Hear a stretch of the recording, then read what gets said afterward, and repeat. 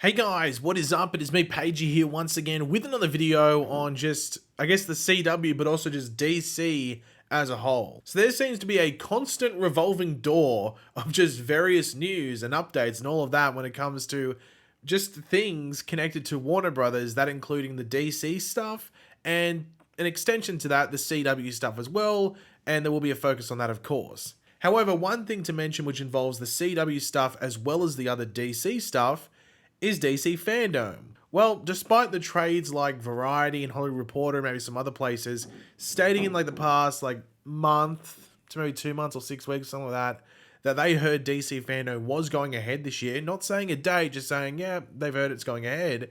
Well, the plug, that was pulled on that over the past couple of days with DC Fandome being cancelled and DC stating that due to the world getting back to normal and Comic-Cons and events like that happening again, that DC Fandome was no longer warranted. But then again, we had San Diego Comic-Con just over a month ago, and they only took 2 movies there, one of which was delayed back another few months to next year from the date advertised at San Diego Comic-Con. So yeah, it just doesn't seem like the words plan or maybe planning exist over there. But yeah, maybe New York Comic Con in a couple of months. If not, is it next month or something like that?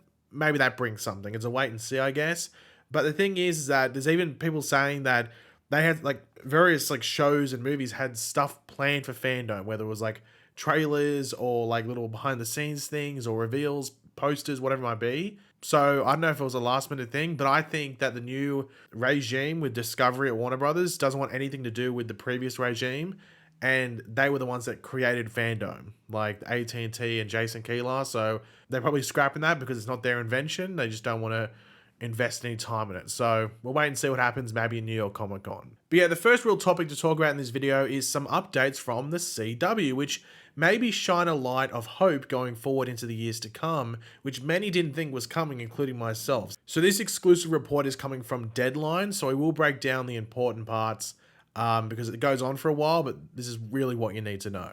So on the morning of the August 15th deal announcement, Nexstar Top has said that under the new ownership, the CW would be going for broader and cheaper programming, including syndicated fair acquisitions, with the goal to make the network profitable by 2025. Since then, sources tell Deadline that the CW brass has reached out to the creative community, including taking agency meetings to lay out their buying strategy going forward and tell everyone that the network is open for business. On the original scripted programming side, in addition to the CW's signature genre shows and teen soaps, which the network intends to keep doing, just not as many, it plans to broaden its slate by adding procedurals and other older skewing dramas as well as half-hour comedies, including multi-camera sitcoms.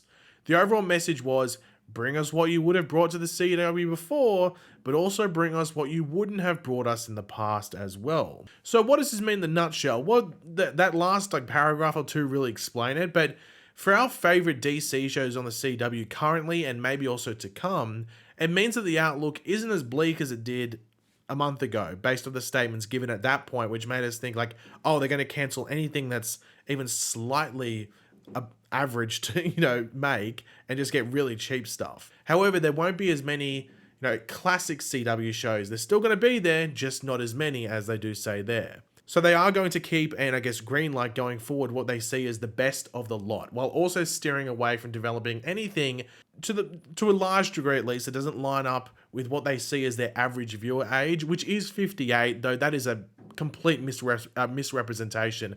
I saw an estimate, I think it was Hollywood Reporter or something like that they believe the average CW viewer is in their late 20s to early 30s. If you average it up, that's what it is. That's when it comes to prime time, which is where all the shows that the CW is known for air. Anything before 7 and after 10 or 11 is Maury Povich and true crime shows or the news.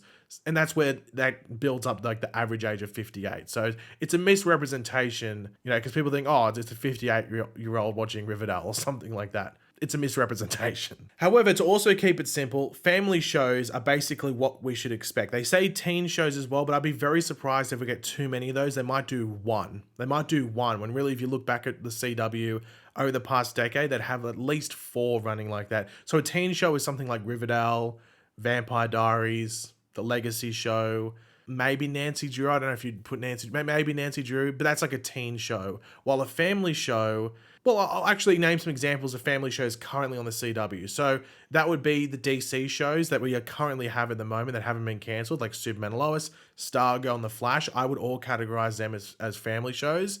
Though, of course, The Flash is ending after this season, so it doesn't really count, I guess, in regards to the outlook that we are talking about.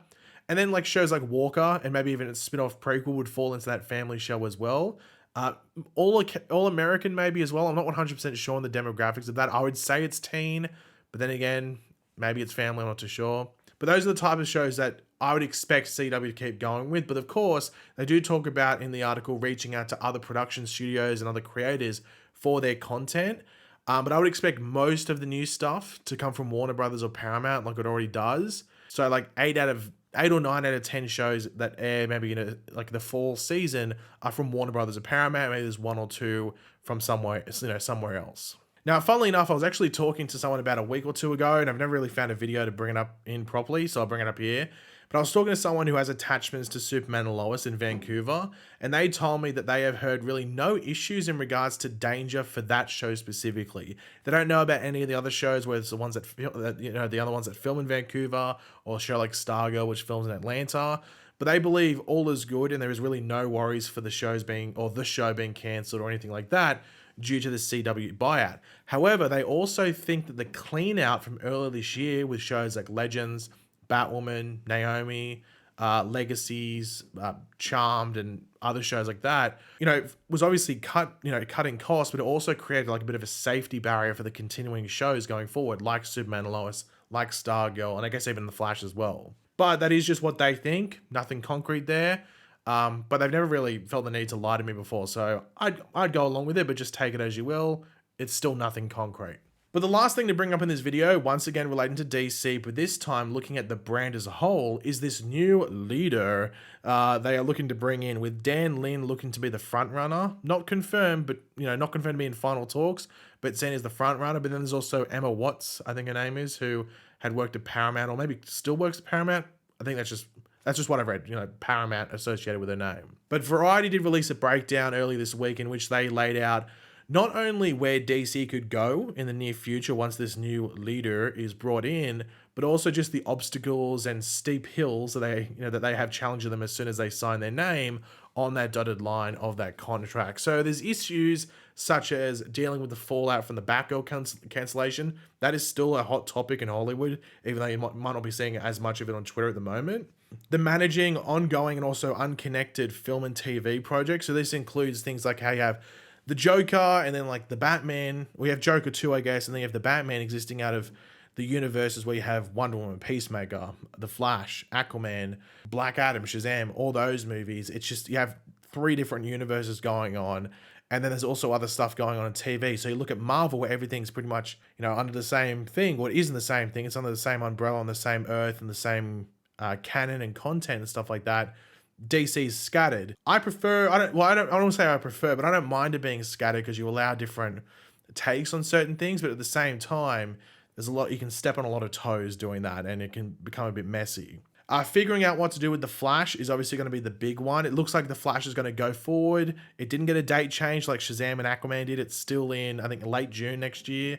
Seems like they're going ahead with that, but of course the whole Ezra Miller thing is still a headache, like a constant headache probably in regards to what to do with that. And of course, when you go figuring out what to do with the Flash, you also have to figure out what to do after the Flash, as well as Aquaman, the Lost Kingdom as well, and just the whole canon thing, because of course, those 2 movies specifically contain, because now the Batgirl's been cancelled and not going to be shown, the Flash and Aquaman movies contain Michael Keaton.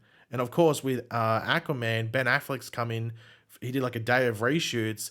It's apparently he only filmed 2 scenes, and then Jason Momoa suggested that there's both Batmans are in Aquaman. So now it's even more confusing. We thought that Ben Affleck was just going to replace Michael Keaton's part in the Aquaman movie, but now they're both in there? Like, I don't know, maybe Jason Momoa was just trying to mess with people's heads, but that's what he said. He said there's Batman. So confusing as hell. And then the last thing that was brought up by Variety was winning over the fans. Now, in this section, they actually said that people within Warner Brothers regret releasing the Snyder Cut and everything like that. Me personally, I don't think releasing the Snyder Cut was the smartest thing, just because it just created this bigger divide, and you're never going to create this like harmonious thing. You're never going to create like a perfect harmony. You know what I mean? But it feels like it just created this big mess with the whole Snyder Cut thing. And I'm not saying you can't enjoy the Snyder Cut. That's not what I'm saying at all. But I think you can definitely see the validity in the argument that releasing it wasn't the best in regards to DC going forward as a harmonious brand in regards to the fans. So that's going to be a really difficult thing, is making sure that at least the majority of fans are on board with what you're doing. And I don't know if that's going to happen. So I've talked to a couple of people about this, and what do I think? Well, what's my answer to all of this? And you might be able to tell by the title. I think I might have put it in the title, and that's Reboot. I think Reboot is the easiest way to have everything going forward. I don't know if they're going to do it. I think you'd probably have to get all the creatives on board that are attached to these properties and everything, like potentially at least the main ones connected to the studio. But I just think a reboot is the easiest thing to do, because I think there's just a lot of issues in regards to even just the whole Ezra Miller thing as well. I don't think they're going to move forward with that iteration of the Flash, but they probably still want to keep Barry Allen. It just seems like a big headache. I think they might have to wait till movies come out and see how they perform. I think if Black Adam comes out as well and it does not perform at the box office, alarm bells will be ringing in Warner Brothers, because that's got The Rock in it. He's a consistent box office performer. And then you've got the JSA in there and all these different things. They're advertising. It looks like they're putting a lot of money in the advertising with that movie and stuff like that. So, and it was like the headliner for DC at Comic-Con, even though it was only 2 movies, it was the one that took center stage. So if that doesn't perform, they're really going to get worried. And it would not surprise me, what are we in, end of 2022 or back half of it, that if we get to like end of 2023, maybe early 2024, and they announce that they're rebooting. However, that doesn't mean that they get rid of, characters. They could still keep Gal Gadot as Wonder Woman, Momoa as Aquaman, people like that. But I could easily see them rebooting the universe continuity as a whole in a couple of years if things don't go well. And things haven't been going well lately, but that's not really been in the actual movies, just been outside of that. The movies themselves have actually been pretty consistent. Walter White has done a good job in regards to that, but we'll wait and see what happens next, because it's probably like a lucky dip, flip of the coin. But yeah, guys, thanks for watching. Hopefully you enjoyed the video. If you did, it'd be awesome if you could drop a like on it, show support. Let me know in the comment section down below your various opinions about everything I went over. Always curious to read what you guys are thinking. And of course, if you are new to the channel, make sure to subscribe. And I will catch you guys later. Goodbye.